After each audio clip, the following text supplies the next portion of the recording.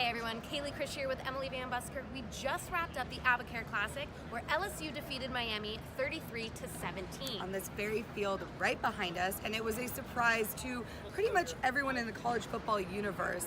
We saw before the game how hyped LSU was on the sideline, at the 50-yard line, going jawing with Miami, but I don't think anyone expected them to be this up for the game.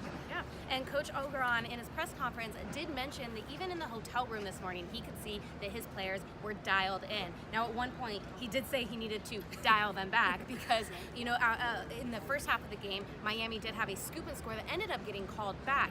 He said that if that would have stuck, that could have changed the entire outcome of the game. So he had to pull his players back, say, calm down, let's get settled in and get the job done. So we learned that LSU can get hyped. We also learned that Miami, the struggles that we thought were going to happen, did happen in spades. Unfortunately, Malik Rozier did not have the game that everyone hoped that he would.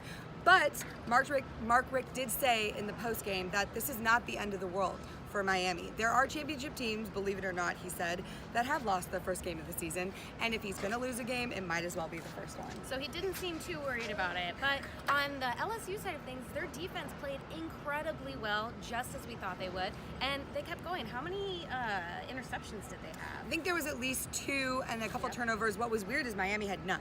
0. We did not get to see the turnover chain never saw at all. We saw it in the case. We didn't get to see it live, which was really disappointing. But one of the biggest things that Miami had an issue with, and this is what Coach Richt said after the game, is it wasn't the offensive line play, which most people assumed would be a struggle. That's not what he attributed the problems to. It was the fact that they, quote, shot themselves in the foot, i.e. the penalties. They had 11 of them for a loss of 85 yards, and just undisciplined play. So that's something they're going to take back to the drawing board. They're going to work on as they move forward in this season. They're definitely going to have to work on that, as well as address the quarterback issue. Now, you were mentioning that he didn't say that he was going to replace Rozier, but he didn't say that he wouldn't place Rozier either.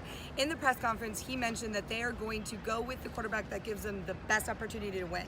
Whether that's Malik Rozier moving forward, we don't know. We'll have to see, and I'm excited to see where this puts LSU in the AP polls later on this week. Yep, how far up are they going to go? How far down is Miami going to go?